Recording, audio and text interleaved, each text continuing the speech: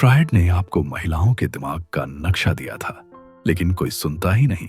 सच्चाई उतनी सीधी नहीं है जितनी हमें दिखाई जाती है। यह उससे कहीं ज्यादा गहरी और अंधेरी है। एक औरत अपने उसूल, अपना परिवार, यहां तक कि अपने बच्चों तक को छोड़ सकती है अगर उसे लगे कि सामने वाला आदमी इतना ताकतवर है कि उसकी जिंदगी के बिखरे हुए हालात संभाल सके। यह कोई कल्पना नहीं है, यह इंसानी स्वभाव है, इतिहास है। पुराने जमाने के युद्धों में जब कोई कबीला हार जाता था तो औरतें भागती नहीं थीं। वे हालात के हिसाब से खुद को ढाल लेती थीं। वे अपने दुश्मनों से शादी करती थीं और उनके बच्चे पैदा करती थीं। यह उनकी इच्छा नहीं होती थी, बल्कि मजबूरी होती थी, क्योंकि जिंदा रहना भावनाओं पर नहीं, हकीकत पर चलता है। और स्त्री का स्वभाव नैतिकता से ज्यादा सुरक्षा और ताकत से जुड़ा होता है। वह तुम्हें जहरीला, टॉक्सिक कह सकती है, तुम्हारी आलोचना कर सकती है, लेकिन अगर तुम्हारे अंदर ठहराव है, अगर तुम्हारी खामोशी उसके शोर से ज्यादा मजबूत है, अगर तुम भीतर से मजबूत हो, तो वह झुकती है। प्यार से नहीं, बल्कि किसी ऐसी भावना से जिसे वह खुद भी ठीक से समझ नहीं पाती। यह अपमान नहीं है, यह समझने की कोशिश है। फ्रॉयड और ऐसे विचारक औरतों को नीचा दिखाना नहीं चाहते थे। वे बस इंसानी मनोविज्ञान को समझना चाहते थे, क्योंकि कुछ सच्चाइयां सुनने में कड़वी होती हैं, लेकिन वही जिंदगी को असल में समझने की चाबी होती है। उसका मानना था कि हर फैसले के नीचे, हर भावना के पीछे, हर आकर्षण के अंदर एक लड़ाई चल रही होती है। यह लड़ाई उस चीज के बीच होती है जो एक औरत सच में चाहती है, और उस चीज के बीच जो उसे चाहना सिखाया गया है। वह खुद भी पूरी तरह नहीं समझ पाती कि उसे खतरा क्यों आकर्षित करता है। जब सब कुछ बहुत सुरक्षित और शांत लगने लगता है, तो वह दूर क्यों होने लगती है। जो आदमी उसे सुकून देता है, उसे वह क्यों तोड़ देती है, और जो आदमी उसकी मानसिक शांति को हिला देता है, उसके आगे वह क्यों झुक जाती है। फ्रॉयड के लिए यह उलझन नहीं थी, यह एक तय ढांचा था। उसका आईडी, उसका आदिम हिस्सा ताकत, सुरक्षा और सुख चाहता है। उसे नैतिकता से कोई मतलब नहीं, उसे आपकी अच्छाई या दया की परवाह नहीं।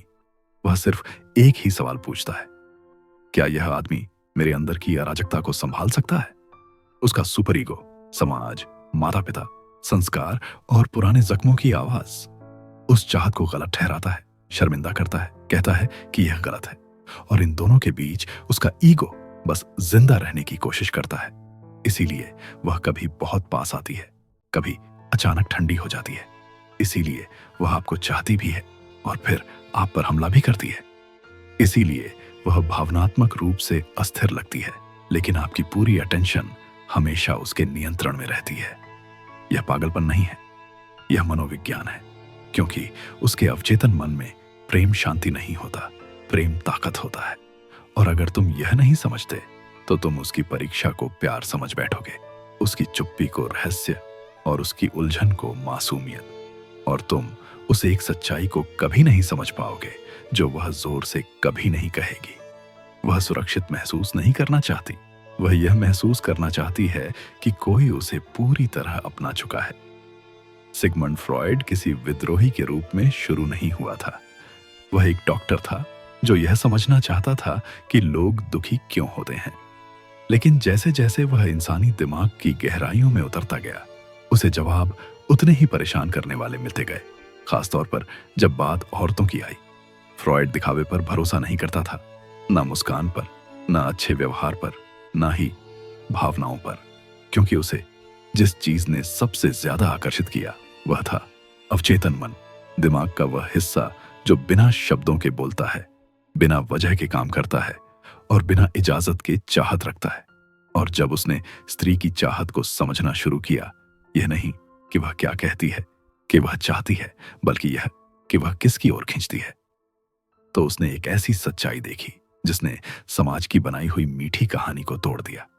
वह रोमांटिक नहीं थी, वह नरम नहीं थी, वह सुरक्षित नहीं थी, वह कच्ची थी, आदिम थी और बेहद वास्तविक थी। जिंदा रहने की प्रवृत्ति और ताकत के आगे झुकने की आदत से जुड़ा हुआ फ्रॉयड ने देखा कि कई औरतें सीधे सादे अच्छे मर्दों को छोड़ देती हैं, और उन्हीं लोगों में उलझ जाती हैं जो उनके अंदर शर्म, डर और अपनापन पैदा करते हैं। फ्रॉयड ने देखा कि कई औरतें सीधे सादे अच्छे मर्दों को छोड़ देती हैं और उन्हीं लोगों में उलझ जाती हैं जो उनके अंदर शर्म, डर और अपनापन पैदा करते हैं। फ्रॉयड ने देखा कि कई औरतें सीधे सादे अच्छे मर्दों को छोड़ देती हैं और उन्हीं लोगों में उलझ जाती हैं जो उनके अंदर शर्म, डर या गहरी चाह जगा देते हैं। उसने यह भी देखा कि उनके शब्द और उनके स्वभाव एक जैसे नहीं होते। उन्हें अपराध बोध होता है, लेकिन वह अपराध बोध भी उनके पैटर्न को नहीं रोक पाता। फ्रॉइड ने इसे रिप्रेशन कहा, एक ऐसा मानसिक बचाव जिसमें दिमाग उन सच्चाइयों को छुपा देता है जिन्हें वह स्वीकार नहीं कर पाता। औरतें अपनी ही सच्चाई को दबा रही थीं और समाज इसमें उनकी मदद कर रहा था। जब फ्रॉइड ने इस पर से पर्दा उठाने की कोशिश की तो दुनिया पीछे हट गई। उसका मजाक उड़ाया गया, उसे चुप कराने की कोशिश हुई, यहां तक कि उससे नफरत की गई। इसलिए नहीं कि वह गलत था, बल्कि इसलिए कि वह बहुत ज्यादा सही था। क्योंकि कोई भी, यहां तक कि औरत खुद भी, यह स्वीकार नहीं करना चाहती कि उसे असल में क्या चलाता है। तुम सोचते हो वह तुम्हें नजरअंदाज कर रही है, कि उसकी चुप्पी का मतलब दिलचस्पी नहीं है। लेकिन फ्रॉइड कहता, यह तुम्हारे बारे में नहीं है, यह उसके दिमाग की अपनी रक्षा की कोशिश है। उसकी खामोशी गैर मौजूदगी नहीं है, वह उसके अवचेतन मन की बनाई हुई एक सोची समझी प्रतिक्रिया है, एक बचाव। जब उसके अंदर का आईडी, जुड़ाव और करीब आने की आदिम भूख जागने लगता है तो उसके बाकी हिस्से डर जाते हैं, क्योंकि गहराई में वह छोटी सी लड़की आज भी जिंदा है जो उसने कभी हुआ करती थी। और उस लड़की ने बहुत जल्दी एक बात सीख ली थी, प्यार का मतलब है आखिर में छोड़ दिया जाना। शायद वह कभी एक कमरे में रोई थी जहां उसे सुनने कोई नहीं आया। शायद उसने अपने पिता की तरफ हाथ बढ़ाया और उसे सिर्फ भावनात्मक खालीपन मिला। वह अनुभव खत्म नहीं हुआ, वह उसके अवचेतन मन में गहराई से बैठ गया। आज एक वयस्क बनने के बाद वही दर्द खुद को नियंत्रण के रूप में छुपा लेता है। वह उसके मन में फुसफुसाता है, बहुत पास आने से पहले गायब हो जाओ। इसीलिए जब तुम उसे मैसेज करते हो और वह जवाब नहीं देती, लेकिन तुम्हारी स्टोरी देखती रहती है, तुम्हारी मौजूदगी के आसपास बनी रहती है, समझो तुमने उसका इंटरेस्ट नहीं खोया, तुमने उसके अधूरे जख्मों को छेड़ दिया है। यही रिप्रेशन है काम करता हुआ। उसका दिमाग उस हिस्से को दबा देता है जो तुम्हारी ओर खींचता है, क्योंकि उसका सुपर ईगो चेतावनी देता है, करीबी खतरा है, और उसका ईगो बीच का रास्ता निकालता है। जवाब मत दो, महसूस मत करो, नियंत्रण में रहो। वह तुम्हें चोट पहुंचाने के लिए गायब नहीं होती, वह इसलिए गायब होती है ताकि उस नाजुक मानसिक ढांचे को बचा सके जिसके सहारे वह आज भी खुद को संभाले हुए है। शायद वह कभी किसी कमरे में रोई थी और उसे पुकारने पर भी कोई नहीं आया। शायद उसने अपने पिता से भावनात्मक सहारा मांगा और बदले में उसे खालीपन मिला। वह अनुभव खत्म नहीं हुआ, वह बस उसके अवचेतन मन में दब गया। आज जब वह बड़ी हो चुकी है तो वही दर्द नियंत्रण का रूप ले लेता है। वह उसके अंदर धीरे से कहता है, बहुत करीब आने से पहले गायब हो जाओ। इसलिए जब तुम उसे मैसेज करते हो और वह जवाब नहीं देती, लेकिन फिर भी तुम्हारी स्टोरी देखती रहती है, तुम्हारी परछाई के आसपास बनी रहती है, यह समझो तुम्हारी अहमियत कम नहीं हुई है, तुमने बस उसके पुराने अधूरे जख्मों को छू लिया है। यही रिप्रेशन है, दबी हुई सच्चाई का काम करना। उसका दिमाग अपने उस हिस्से को दबा देता है जो तुम्हें चाहता है, क्योंकि उसका सुपर ईगो उसे चेतावनी देता है, ज्यादा करीबी खतरा है, और उसका ईगो बीच का रास्ता चुनता है। जवाब मत दो, महसूस मत करो, सब कुछ नियंत्रण में रखो। वह तुम्हें दुख देने के लिए गायब नहीं होती, वह इसीलिए गायब होती है ताकि उस नाजुक मानसिक व्यवस्था को बचा सके जिसके सहारे वह आज भी खुद को संभाले हुए है। तुम किसी औरत से नहीं निपट रहे, तुम उसके पूरे अतीत से निपट रहे हो, उन आदतों और पैटर्न से जो तुम्हारे नाम से भी पुराने हैं, जो उसके फोन में सेव है। तुम उन रातों की गूंज से बात कर रहे हो जब वह अकेले रोई थी और खुद से कहा था, अब कभी नहीं। और यही एक दर्दनाक सच्चाई है, जितने ज्यादा तुम सच्चे और ईमानदार बनते हो, उतने ही ज्यादा तुम उसके अवचेतन मन के लिए खतरा बन जाते हो, क्योंकि तुम गर्मजोशी लाते हो और उसका नर्वस सिस्टम ठंड का आदी रहा है। तुम मौजूद रहना जानते हो, लेकिन उसका मन गैर मौजूदगी में ढला हुआ है। उसकी चुप्पी को अपने ऊपर मत लो, उसे इस बात का संकेत समझो कि वह आज भी खुद से लड़ रही है। और यह याद रखो, जब कोई औरत बिना वजह दूर भागती है तो वह हमेशा तुमसे नहीं डरती। कई बार वह उससे डरती है जो तुम उसके अंदर जगा देते हो। वह तुम्हें ऐसे देखती है जैसे वह तुम्हें चाहती हो। उसकी मुस्कान ठहर जाती है, उसकी बॉडी लैंग्वेज तुम्हें अपनी ओर खींचती है। लेकिन जैसे ही तुम एक कदम करीब आते हो, वह पीछे हट जाती है। वह इशारे देती है, छेड़ती है, फिर दूर हो जाती है और तुम वहीं खड़े रह जाते हो, निमंत्रण और इनकार के बीच उलझे हुए। समझ नहीं आता कि आगे बढ़ो या रुक जाओ। यह नासमझी नहीं है, यह मनोवैज्ञानिक टकराव है। और फ्रॉयड ने इसे बहुत पहले देख लिया था। टिंडर जैसी चीजों के आने से भी पहले उसने इसे आईडी और सुपर ईगो के बीच की लड़ाई कहा। उसका आईडी रोमांच चाहता है, जुड़ाव, करीबी, नियंत्रण और समर्पण चाहता है। उसे नैतिकता, परंपरा या सही समय की परवाह नहीं होती। लेकिन उसका सुपर ईगो हर चाह पर सवाल उठाता है। वह शर्म की आवाज बनकर कहता है, अच्छी लड़की बनो, खुद को रोक कर रखो। और यही दिमाग दो हिस्सों में बंट जाता है। ये बंटाव कभी कभी आकर्षण को एक तरह की रणनीति बना देता है, हमेशा जानबूझकर नहीं, लेकिन अक्सर सोची समझी तरह से। बचपन में उसने यह सीखा था कि ध्यान मिलना, सुरक्षित रहना, अगर वह चाही जाए तो वह सुरक्षित रह सकती है। लेकिन पूरी तरह समर्पण, वह कभी सुरक्षित नहीं था। उसके लिए सजा मिली थी। अब वयस्क होने पर वह बिना किसी साफ इरादे के आकर्षित करती है। हल्का सा इशारा, धीमी पलकें झपकाना, हल्का सा स्पर्श, ये सब तुम्हारे पीछा करने वाले स्वभाव को जगा देते हैं। वह चाहती है कि उसे चाहा जाए, लेकिन पूरी तरह अपना लिया जाए। यह नहीं, वह दिखना चाहती है, लेकिन बांधी जाना नहीं। फ्रॉयड ने इसे रिएक्शन फॉर्मेशन कहा, जब इंसान अपने असली जज्बात से बचने के लिए उसका उल्टा व्यवहार दिखाने लगता है। वह करीबी चाहती है, लेकिन दूर दूर रहती है। उसके अंदर इच्छा होती है, लेकिन वह सीमाओं और शुद्धता की बातें करती है।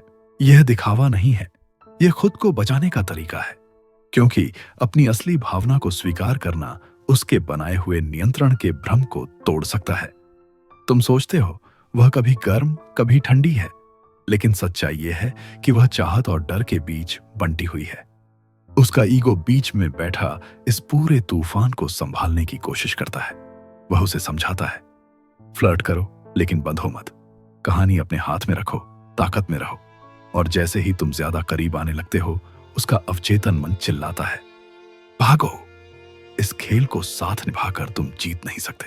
अगर तुम सिर्फ उसके शरीर के पीछे भागोगे तो वह तुम्हारी आत्मा को थका देगी। लेकिन अगर तुम इस पूरी पटकथा को समझ लो, अगर तुम उसके अभिनय को देख सको और उस पर प्रतिक्रिया न दो, तो तुम अछूते हो जाते हो। क्योंकि एक औरत उस आदमी को संभाल सकती है जो उसे चाहता है, लेकिन उस आदमी को नहीं जो खुद को जानता है। और यही बात उसे प्यार से भी ज्यादा डरा देती है। तुम सोचते हो वह खास है क्योंकि वह कम मिलती है, क्योंकि वह अलग है, क्योंकि उसे किसी की जरूरत नहीं लगती। लेकिन जो तुम महसूस कर रहे हो वह आकर्षण नहीं है, वह कमी का एहसास है। फ्रॉयड कहता, यह उसके बारे में नहीं है, यह उस चीज के बारे में है जो वह तुम्हारे अवचेतन मन के लिए दर्शाती है। वह प्यार जो तुम्हें कभी पूरा नहीं मिला। जब कोई औरत अचानक ठंडी हो जाती है, दूर हो जाती है, भावनात्मक रूप से कट जाती है, तो तुम्हारा आईडी घबरा जाता है। वह चिल्लाता है, इसे मत खोना, लड़ो, खुद को साबित करो। लेकिन यह चाहत प्यार से नहीं आती, यह कमी से आती है। शायद बचपन में तुम्हारी मां का प्यार एक जैसा नहीं था, कभी बहुत स्नेह, कभी अचानक दूरी या सख्ती। इसने तुम्हारे नर्वस सिस्टम को सिखा दिया कि मंजूरी के पीछे भागना ही प्यार है। तुमने यह सीख लिया कि प्यार मिलने वाली चीज नहीं, कमाने वाली चीज है। और आज जब कोई औरत थोड़ा सा भी दूर होती है तो तुम्हारा मन पुरानी कहानी दोहराने लगता है। यह प्यार नहीं है, यह एक पुराना जख्म है जो फिर से जाग गया है। तो अब जब कोई औरत वही दूरी दिखाती है, तुम्हारा अवचेतन मन कहता है, यह तो जाना पहचाना है, यह तो घर जैसा है। और तुम उस जाल में फंस जाते हो, इसलिए नहीं कि वह खास है, बल्कि इसलिए कि उसका व्यवहार तुम्हारे पुराने जख्म को फिर से खोल देता है। उसे कुछ कहने की जरूरत नहीं, उसकी चुप्पी तुम्हारे लिए आईना बन जाती है, जो तुम्हारे बचपन की उन सारी यादों को दिखाती है जब तुम्हें लगता था कि तुम अदृश्य हो। और तुम सिर्फ उसकी ध्यान चाहते नहीं हो, तुम खुद को ठीक करना चाहते हो।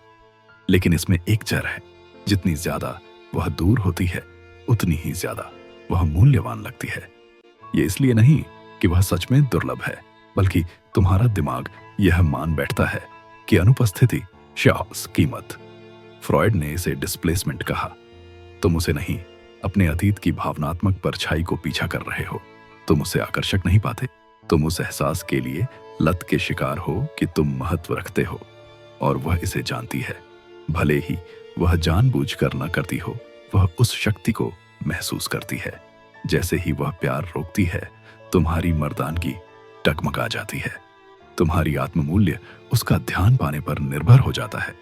लेकिन यहां एक कठोर सच्चाई है, किसी भी औरत को तुम्हारे नर्वस सिस्टम पर इतनी शक्ति नहीं होनी चाहिए। जब तक तुम भावनात्मक भूख को प्यार समझना बंद नहीं करते, तुम उन्हीं औरतों के पास वापस लौटते रहोगे जो तुम्हें केवल टुकड़े देती हैं और तुम्हें विश्वास दिलाती हैं कि यह पूरी दावत है। तुम उसकी मंजूरी पाकर ऊपर नहीं उठते। तुम तब उठते हो जब तुम इस पटकथा को समझते हो और इसमें खुद को शामिल होने से मना कर देते हो। सच्ची ताकत तब शुरू होती है जब तुम अपने बचपन की कमी को आज की औरतों के शरीर में ढूंढना छोड़ देते हो। वह कहती है कि वह तैयार है। वह कहती है तुम ही हो। वह बच्चों, भविष्य, शादी की बातें करती है और एक पल के लिए तुम महसूस करते हो कि तुम चुने गए हो। लेकिन अचानक कुछ बदल जाता है। सपना टूट जाता है। वह अपनी राय बदल देती है, या उससे भी बुरा, तुम्हें ही दोषी ठहराती है उस चीज के लिए जो उसने वादा किया था। क्या अभी हुआ? फ्रॉयड ने इसे प्रोजेक्शन कहा, जब अवचेतन मन अपने अंदर के संघर्ष को किसी और पर उथला देता है।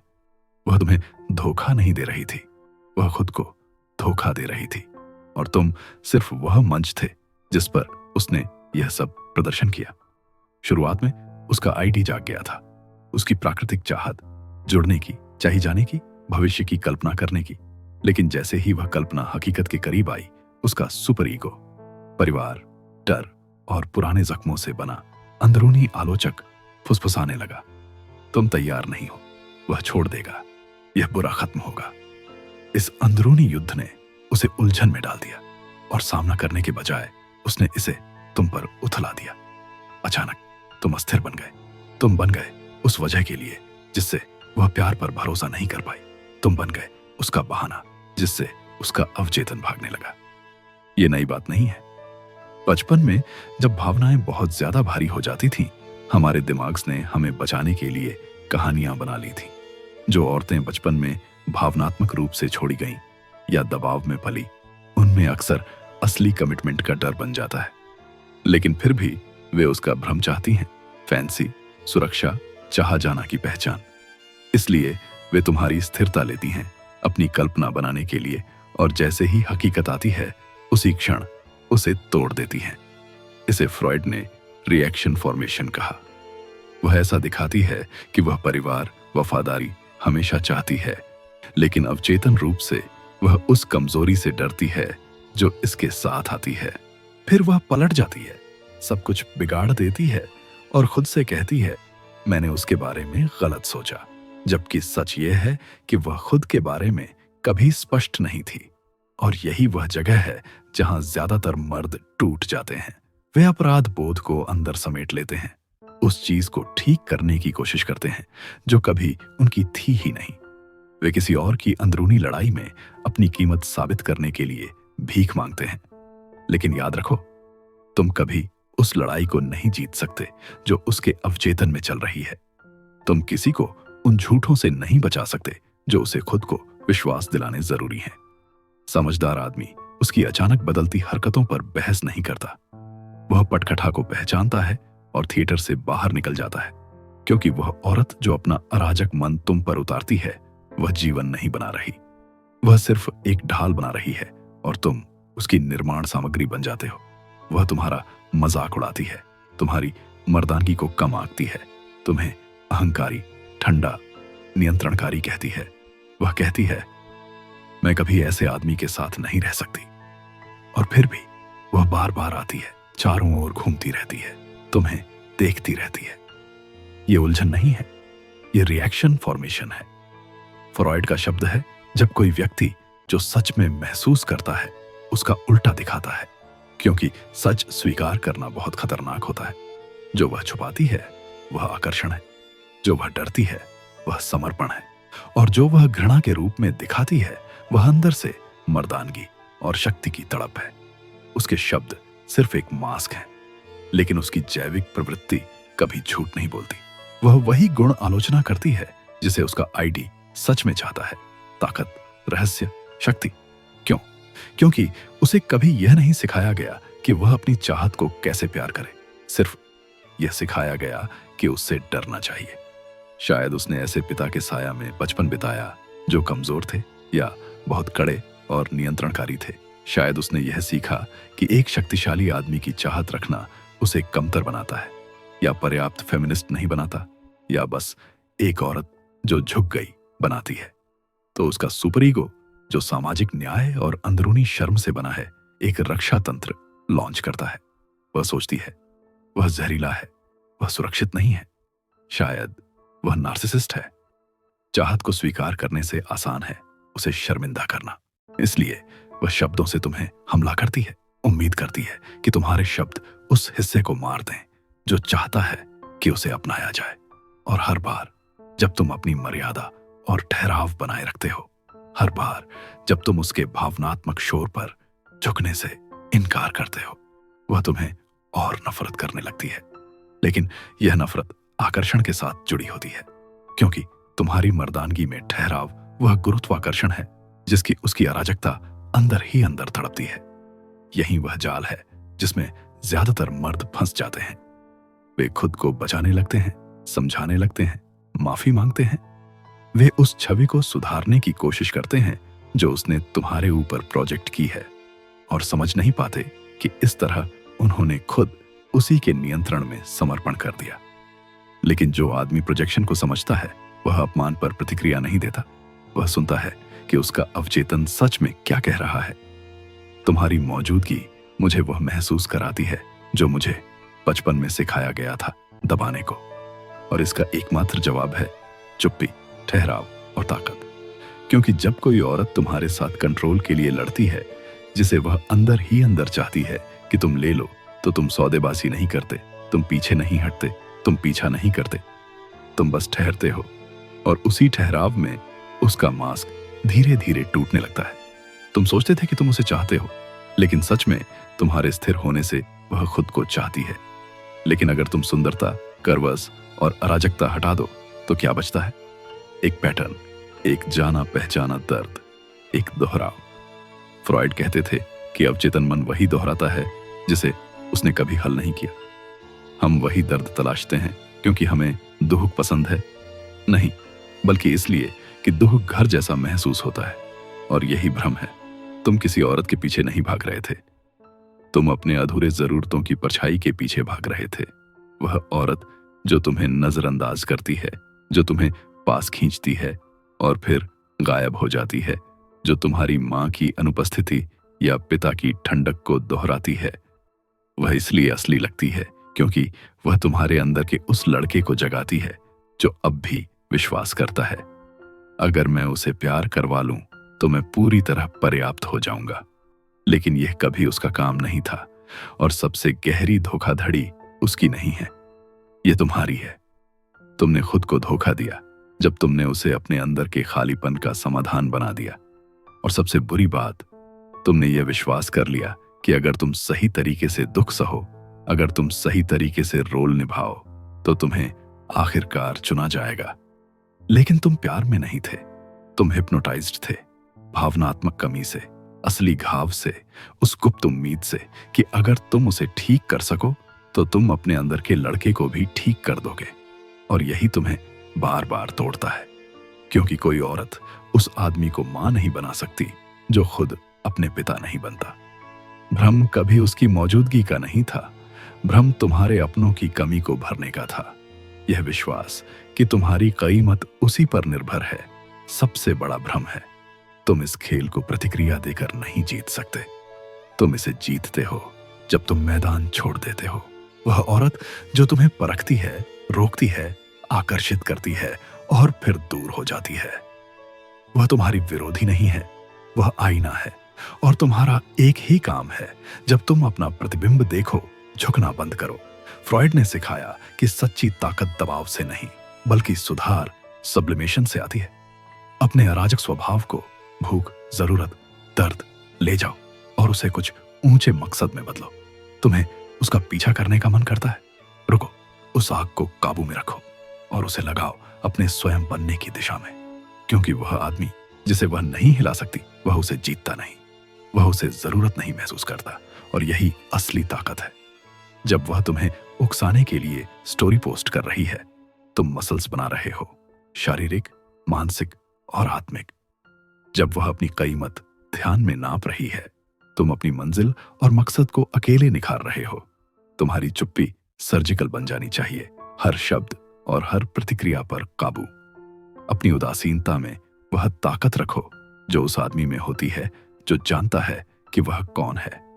तुम्हारा ईगो अब तुम्हारी इच्छाओं और उसकी खेलबाजियों के बीच समझौता नहीं करता। यह ठोस है, तुम्हारी हकीकत में खड़ा है, ना कि उसकी, ना ही समाज की, बल्कि तुम्हारी अपनी हकीकत में। क्योंकि भावनात्मक स्वायत्तता का मतलब यही है, तुम सब कुछ महसूस करते हो, लेकिन उस पर नहीं चलते जो तुम्हारे रास्ते में मदद नहीं करता। अब तुम उन औरतों की तलाश नहीं करते जो तुम्हारी कीमत परखें। तुम उन औरतों को आकर्षित करते हो जो तुम्हारी कीमत को पहचानती हैं, क्योंकि यह तुम्हारी मौजूदगी में खुद ब खुद दर्ज है। और अगर कोई नहीं पहचानती तो तुम अविचलित रहते हो, ना कि इसलिए कि तुम ठंडे हो, बल्कि इसलिए कि तुम्हारी गर्मी कमाई गई है, खींची नहीं गई। औरत तब ठीक होती है जब वह देखती है कि एक आदमी कभी झुकता नहीं, ना खूबसूरती के लिए, ना अपराध बोध के लिए, ना अकेलेपन के लिए। और वही आदमी जन्म लेता है जब तुम अपने आप को चुनते हो, उसकी ध्यान देने की बजाय, उसकी उलझन के ऊपर, उस आराम के ऊपर कि कोई तुम्हें चुने, जबकि उसने खुद को नहीं चुना। तुम्हें उसकी समझ की जरूरत नहीं, तुम्हें क्लोजर की जरूरत नहीं, तुम्हें किसी बातचीत की जरूरत नहीं, ना किसी मैसेज की, ना माफी की।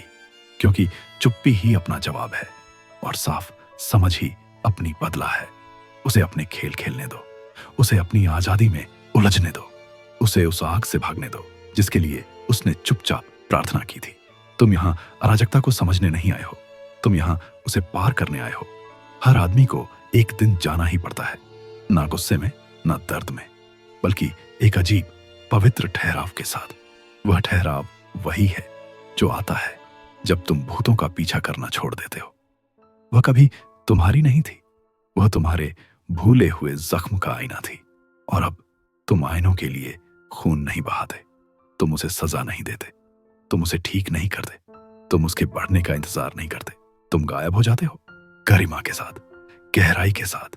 क्योंकि उस औरत के लिए जो खेलती है, सबसे बड़ा खतरा वह आदमी नहीं जो उसे रोकता है, सबसे बड़ा खतरा वह आदमी है जो अब कभी प्रतिक्रिया नहीं देता। और यहीं उसकी ताकत खत्म होती है और तुम्हारी शुरू होती है।